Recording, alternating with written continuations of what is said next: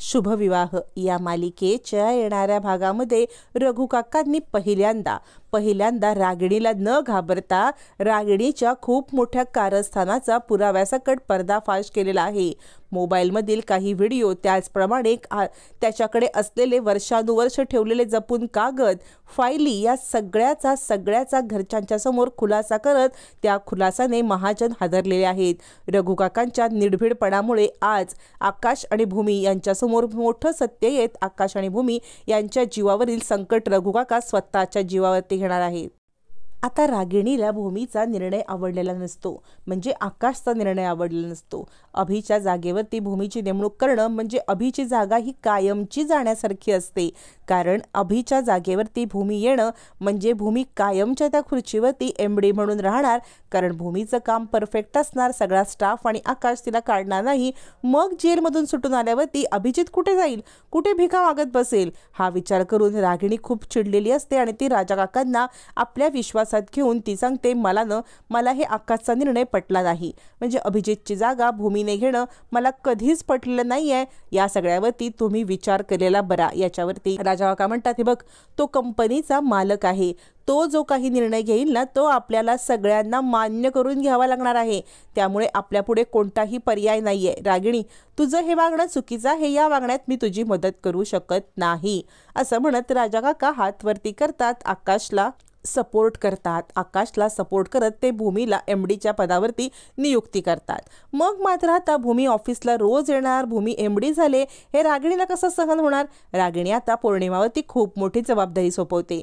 रागिणी पौर्णिमाला सांगते, काहीही झालं तरी भूमीचं त्या एमडीच्या पदावरती बसून काम करणं थांबलं पाहिजे आणि यासाठी तुला एक मोठी कामगिरी बजावायची आहे, ती म्हणजे तिच्या सतत काहीतरी विघ्न आणायचे, म्हणजे आकाशला काहीतरी झालं की ती पॅनिक होणार आणि तिचं एमडीच्या पदाकडे किंवा एमडीच्या कामाकडे दुर्लक्ष होणार, आणि हे तुला करायचं आहे। आकाशने काहीही करून आता अस्वस्थ राहिलं पाहिजे, आकाशच्या जीवनामध्ये काहीतरी उथलपुथल झाली पाहिजे, या सगळ्याची जबाबदारी पौर्णिमा तू घे, असं म्हणत रागिणी आता पौर्णिमाला भूमीला डिस्टर्ब करण्यासाठी तिची जवळजवळ असिस्टंट म्हणून नियुक्तीच करून टाकते।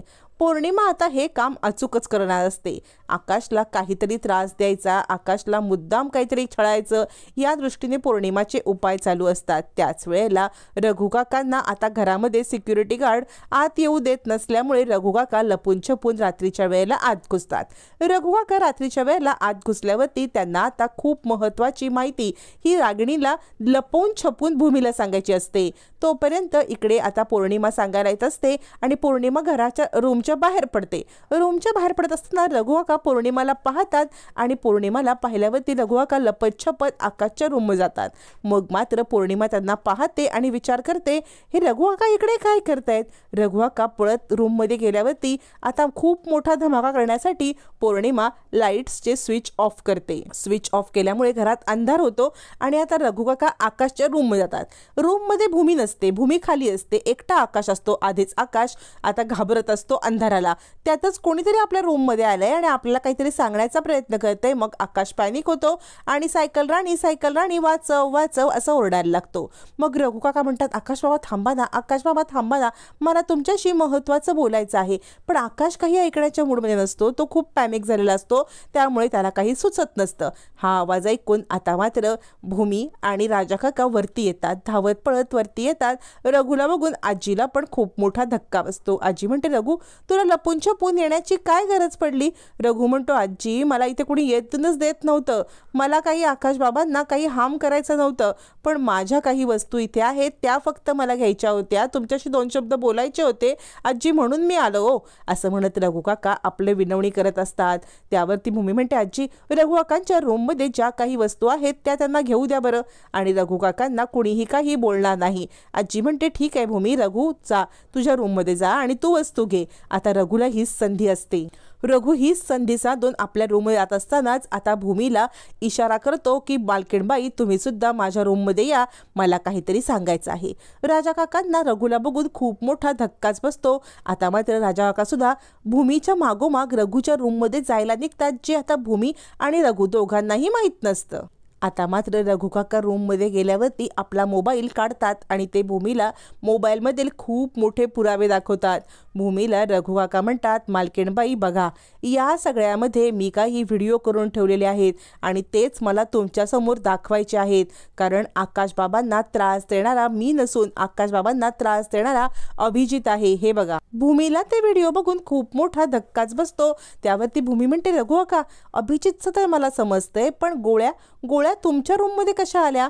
यावरती रघु काका म्हणतात, मालकीणबाई हे सगळे पेपर बघा, या पेपरमध्ये तुम्हाला सगळं समजेल. भूमीच्या हातात पेपर देताच भूमी चपापते. ते सगळे पेपर पाहते. पेपरमधील सत्य आता भूमीच्या समोर येतं की ज्या मृत्यूपत्रामध्ये लिहून ठेवलेलं आहे की आकाशचं 26 वर्षापर्यंत लग्न झालं नाही तर प्रॉपर्टी ट्रस्टला जाईल आणि त्याच मृत्यूपत्रामुळे आपल्यासोबत लग्नाची रागिणी आत्याने डील केली होती आणि रागिणी आत्याने घाई गडबडीत आपलं लग्न लावून दिलं. असं म्हटल्यावर ते आता भूमीच्या मनात विचार येतो, मग या सगळ्यामध्ये आत्यांचा काय बरं हे असणार आहे स्वार्थ? मग रघु काका म्हणतात, मालकीणबाई हे पुढचे बघा. आता मोबाईलमध्ये असलेले दुसरे फोटो रघु काका दाखवतात आणि म्हणतात, याच्यामध्ये दुसरं व्हील आहे ज्याच्यामध्ये 26 वर्षानंतर आकाशचं लग्न झाल्यावरती बायकोच्या नावावरती प्रॉपर्टी होणार आणि ती बायकोच्याच नावावरती प्रॉपर्टी राहणार. म्हणजे सगळ्या महाजन इंडस्ट्रीच्या मालकीणबाई तुम्ही आहात. हे जरी सत्य असलं तरी सुद्धा तुमचं लग्न एका खास हेतूने झालेलं आहे. म्हणजे जर का लग्न झालं नसतं तर प्रॉपर्टी सगळी ट्रस्टकडे जाईल आणि या सगळ्यामध्ये रागिणी मॅडमला हातामध्ये काहीच लागणार नाही. रागिणीबाई साहेब ह्या फक्त प्रॉपर्टीसाठी इथे आहेत, कारण आता प्रॉपर्टी तुमच्या नावावरती आहे. तुमच्या जीवाला धोका आहे एवढंच मी सांगू शकतो. आता भूमी हादरते. पेपर बघताच भूमीच्या लक्षात येतं रघु काकांच्या बोलण्यात तथ्य आहे आणि ती विचार करायला लागते, मग या सगळ्यामध्ये आता मात्र अभिजित तर जेलमध्ये आहेत, आकाशला मुद्दाम वेडे बनवून ठेवले आणि रघु काकांकडे हे पेपर असण्याचं कामच काय? कारण रघु काका नोकर आहेत. हे पेपर आजी किंवा हत्याकडे हवेत. नाही, रघु काकांवरती विश्वास ठेवण्याशिवाय पर्याय नाही, कारण ते आकाशच्या बाबांचे खूप खास होते.